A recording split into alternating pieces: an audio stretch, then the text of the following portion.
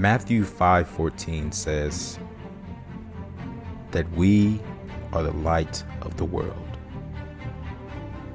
A city set on a hill cannot be hidden. So let me ask you something. Have you ever noticed where it is that Holy Cross sits at?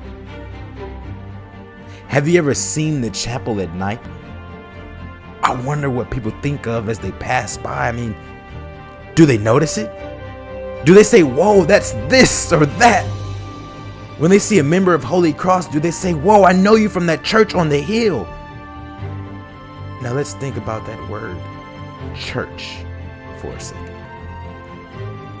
See, when you think of that word, you may think, oh, you're definitely talking about the building. Yes, that's it. 13014 Olive Boulevard, right? But walk with me for a second. What if we replace the church's address with our own? And I don't want you to think about that literally. I'm not talking about moving into the church, but I want you to contemplate what that might actually mean if we replaced the address and made it our own every time. So every time we met someone, it was like they were coming to our own personal house and we began to do life with them. See, that's what the church should be. Holy Cross is not the building. Yes, it is a blessing to have it, but the real church is the people.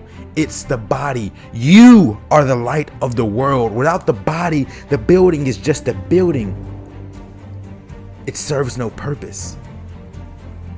But without the building, the body is still the body, and we are called. See, we are not only just the light of the world, but scripture says that we are created in the likeness of God to do good works, tasked and called to make disciples of all nations, called to love on our neighbor and not just the person on the pew next to us.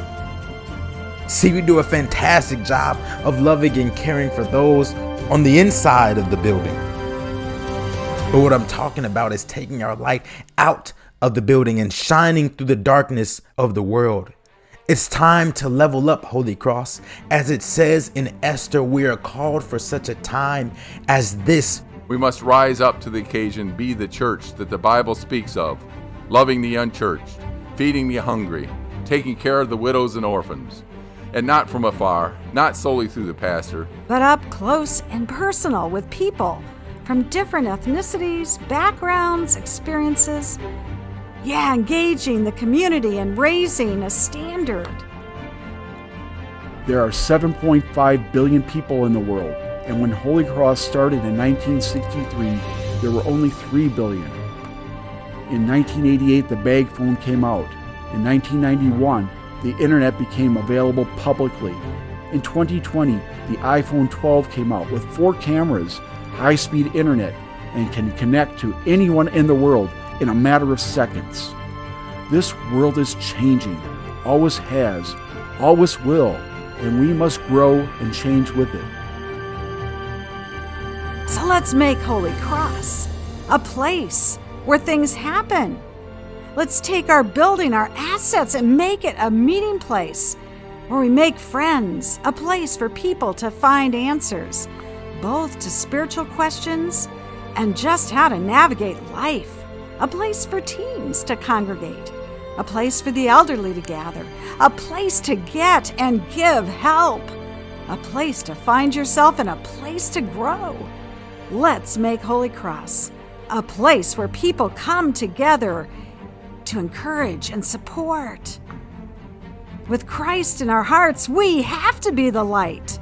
Don't hide it, let it shine. Whether you're at the grocery store or in the sanctuary, you're always a Christian, and you carry God's light inside of you. Let's make a difference together. Let's love together. Let's turn on the light and be the beacon in our community He has called us to be. Let's be more.